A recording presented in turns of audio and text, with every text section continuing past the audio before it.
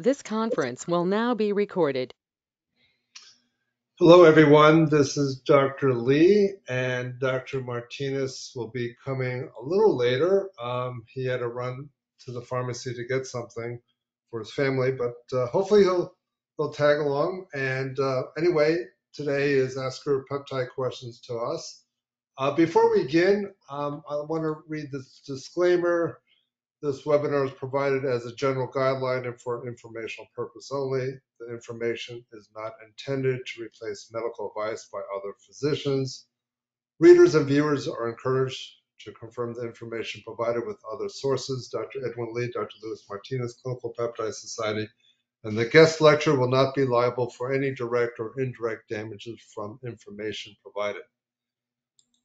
Some basic housekeeping notes. If you have any questions, please type in your question area in the webcast interface.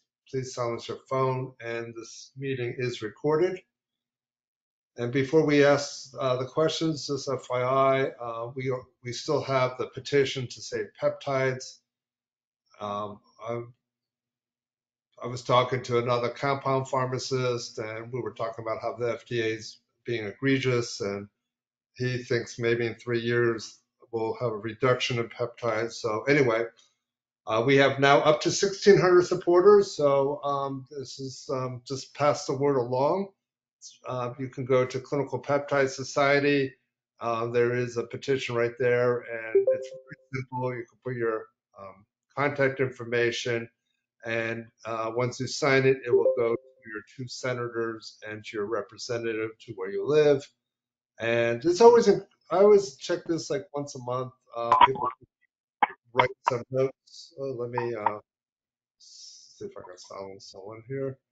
Caller 1, mute if possible. Okay, so you can see, let me, all right. Anyway, Alex D a month ago said basically peptides help with autoimmune and overall health. I've seen vast improvement using peptides. Richard C from Oklahoma, I use them for pain management, very important to me. And anyway, post your comments, the positive feed on this petition. The more people that sign it will have general support, so try to hit at least 10,000. And we have one class, Dr. Luis Martinez and I are teaching this, not this Saturday, but the next Saturday, June 3rd. It's in Orlando. And we have people from Oregon, New York, Michigan, Louisiana, all different, Pennsylvania, some from Georgia, all coming in to learn about peptides. This is an introduction to peptides. It's not an advanced class, but if you have some friends or colleagues that want to learn more about peptides, they can come to a one-day class. It's June 3rd, 8 a.m. to 4 p.m. There is a price of $800 now, but there is a $100 discount code for A4M. Just type in A4M. I was there this past weekend trying to hand out flyers and get people to sign up.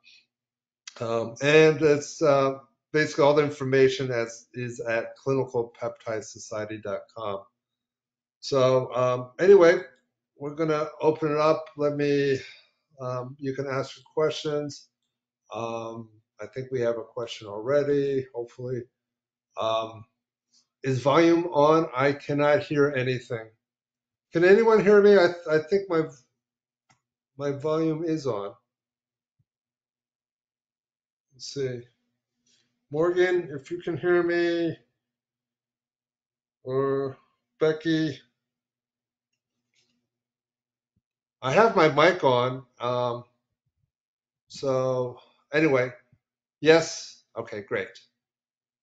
Can hear you fine. Perfect. All right. So thank you. Okay. Otherwise, I could repeat everything. But if you have a peptide question, please type it in. This is, you can ask away. I don't think Lewis is on right now, but he should tag in a little later. I'll try my best to answer it. I don't know every answer to peptides, but I'll do my best to answer it.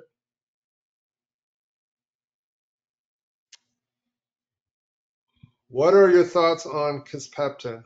Uh, Not much data has been used, Morgan, on kisspeptin. They've done it in IV therapy to help women uh, in terms of ovulation.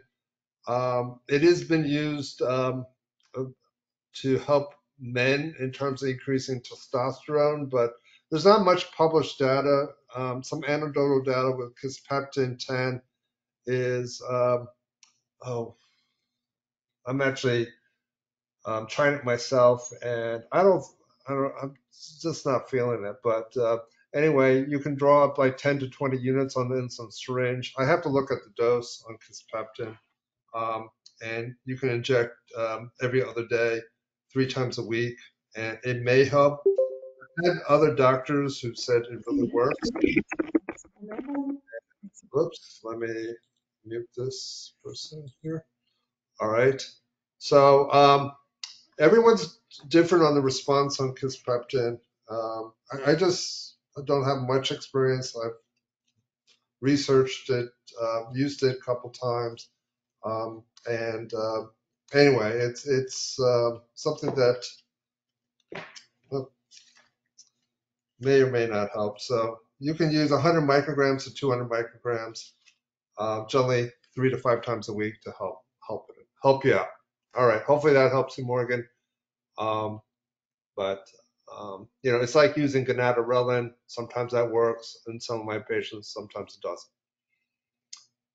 All right, there's a question from Becky with severe tinnitus after COVID 1.5 years ago. The ENT doctor says there's nothing to help. Would epithalin help? Epithalin may help. I have several patients with tinnitus, and it sometimes takes a while for epithalin to work. I would use 5 milligrams sub-Q a day for 10 days. And if there's some improvement, then just maybe repeat in 6 weeks to 2 months to see if that continues to help. I do have some patients that said that with their vertigo, um, maybe after their third injections of epithalin every 6 months, it basically went away. I know Dr. James Naldo, who was supposed to be on last time, he has seen patients with tinnitus improve. So let me silence this caller here. So epithalin, I have seen some tinnitus improve. I currently have one patient just saw recently, and she was complaining more of her shoulder, so I injected into her shoulder with peptides. I should have asked her about I don't think she started the epithalin yet. I think they ordered it. I think they were going to start after Memorial Day. But anyway, um, there's not much therapy with tinnitus. Tinnitus is a very difficult disease. If anyone has any solutions to treat tinnitus, please mention something. So, all right. So Lydia, wow, several questions. Well, Lydia, let's say, what are your thoughts on AOD 9604 for weight loss?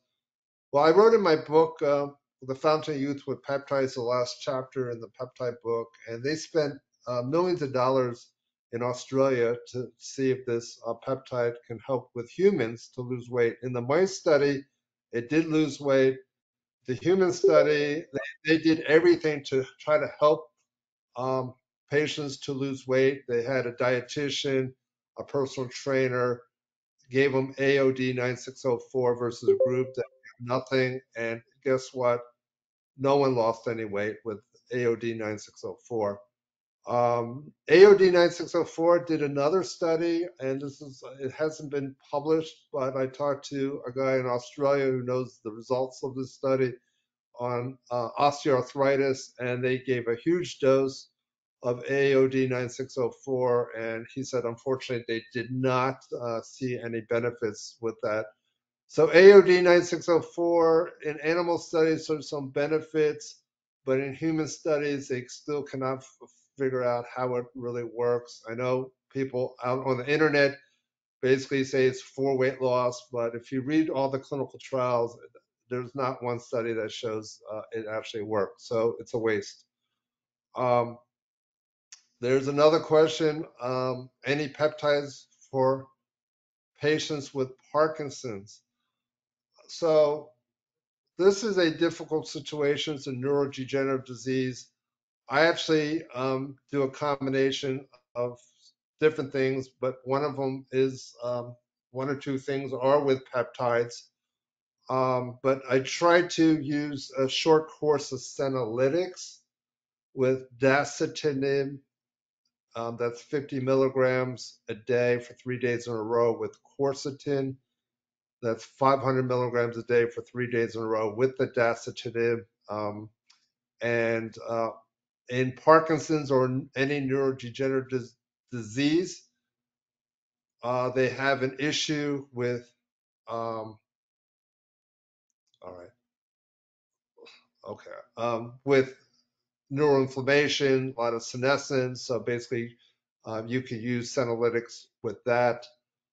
Then follow with, I use epithalin and with stem cells and the combination of that. There's an article that shows it can create new brain cells. I use MOTS-C peptide for mitochondrial dysfunction to help there.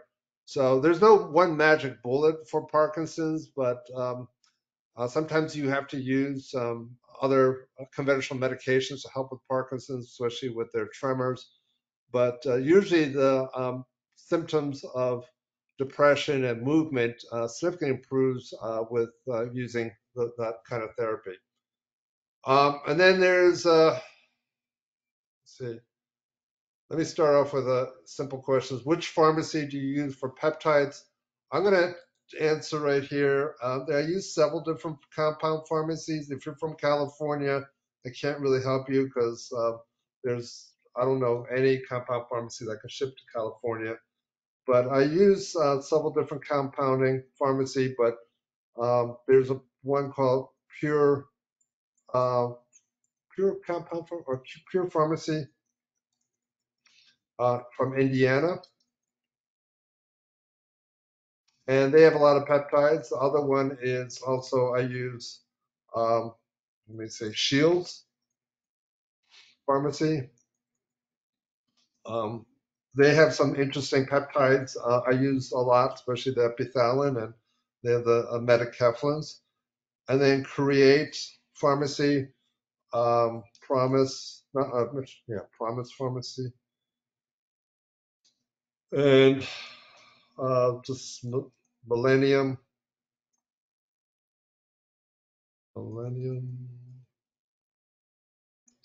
Compounding. So let me just send that there. Not one. There's no one pharmacy that has all of it, but Pure has a lot. Shields has a lot of good stuff there too, so you can check them out. Not all compound pharmacies send it to all different states. There's a question from Bridget. Is there a peptide to help with weight gain for a 32-year-old female with history of PKU? So the answer to that is I don't know about PKU. I have to look that up, but there is a peptide to increase appetite, and that is MK667. It activates the ghrelin receptor, and you can start off with a dose of 12.5 milligrams a day.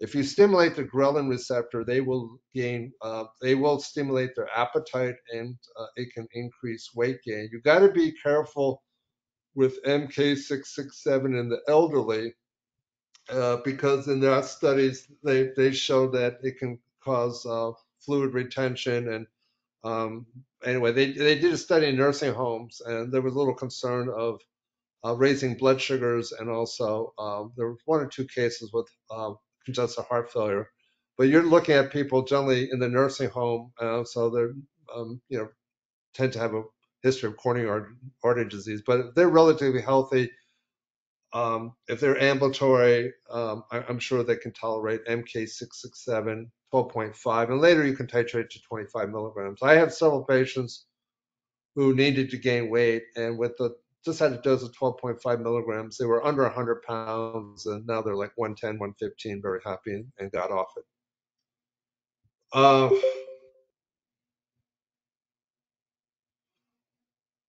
There's a question. I'm going to ask Lewis to answer this one. Let me unmute you, Lewis. Hey, Ed. Hey, okay.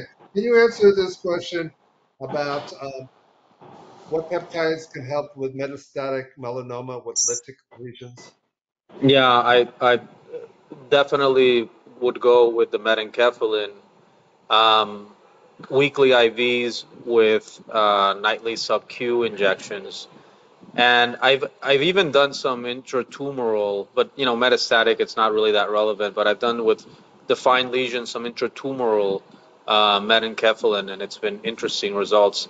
But yeah, I would go with IV intravenous metenkephalin, and then some GHK sub Q 2-3 times a week, and obviously the thymosin alpha. All right, perfect. That's kind of the protocol I'm using for my father, who has anyway Right. stage 4 cancer, T-cell lymphoma.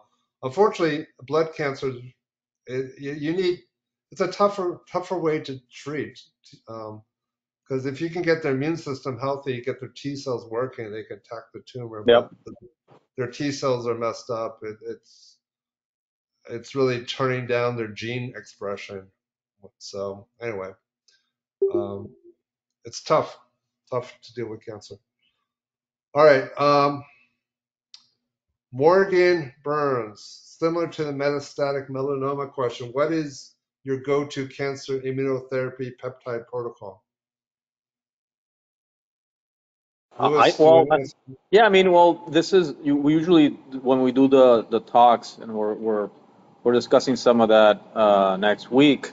We'll usually go and obviously the metenkephalin and the thymosins are usually a mainstay for most Mhm. tumors, plus or minus GHK and epithalon. Um, and then I do some additional photodynamic therapy and all that. But I would say for many of the tumors, the metenkephalin and thymosin alpha are, I guess, the foundations there. Okay, thanks. Yeah. And there's a good question here, Lewis. Can you do metacapselin even if taking opioids for pain? Yeah, you can. What I try to do is what I've done is I try to distance them significantly. So if we're doing metenkephalin, I'll try. I know it's not always easy, but I'll try to have at least 8 hours in between opioid doses and metenkephalin, and I'll start with a low dose, and then adjust from there as I see patient response. All right, perfect. All right. I guess some people are having a little issues with hearing. I don't know why, but I, anyway, hopefully you can hear us all. But there's a lot of good questions here. Um, Let's see if we got everything. The PKU, weight loss, metastatic cancer, what pharmacies, uh, metacapsulant immunotherapy. Okay, so let's see. Any more questions? If not, we could call it easy night, early night. I I know we're going to be discussing a lot of these protocols next week. Yes, we are. We definitely Yep. are. Yeah. Uh, and anyway, let me just remind you guys. Let's see here. Uh, we do have an introduction class to peptides. So for those that came in late, there is a $100 discount. You can type in the code A4M. So instead of 800, $700.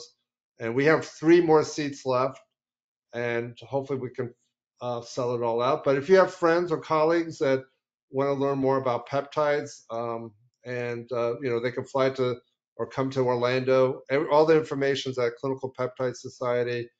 We've had a lot of people who've taken the A4M class, and anyway, from International Peptide Society, and they took our class and got to understand it much better. So anyway, just please pass the message there. And let's see if we have any other questions. Is your peptide class on June 3rd available live to stream? No, maybe down the road we will, but it's just a live class, and we just don't have. Anyway, maybe down the road we'll have it live to stream. Here's another question by Harriet. Any protocol for post-brain surgery with residual issues with spasm, ataxia, and nystagmus?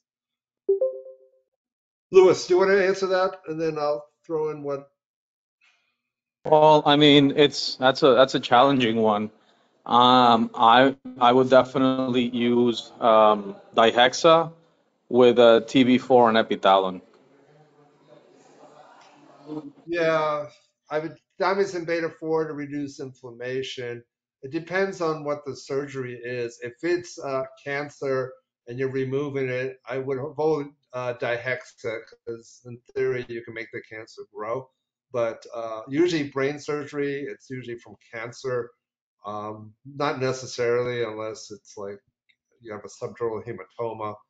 But anyway, assuming it's non-cancerous, yes, I agree that you could do that. Maybe MOTS-C to help with the mitochondria of the brain to work better.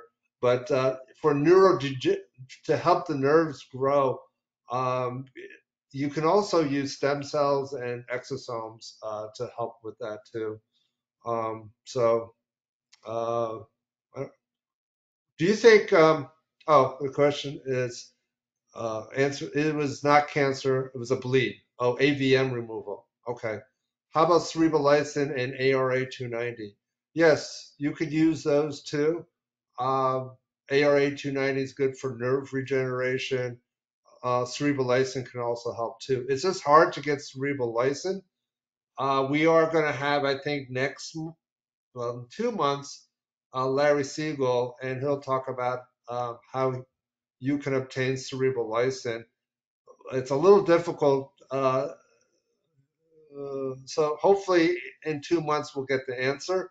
Apparently, the company that makes cerebrolysin licensed it to Thailand, but now Thailand has put a ban in basically going out of Thailand. It's kind of a mess. So if you're like a distributor, nothing's leaving Thailand right now. So maybe in 2 months things can open up. So if you can get cerebrolysin, that's great.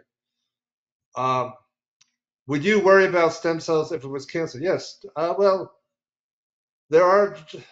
I'm going to leave that to Lewis. Lewis. Well, I mean, so I'm not sure if this is if this is what they're asking, but I do a lot of senolytic therapy with cancer patients, and I combine it with the peptide protocols, with the immune modulating protocols, because definitely one of the concerns, obviously, with cancer are the circulating cancer stem cells.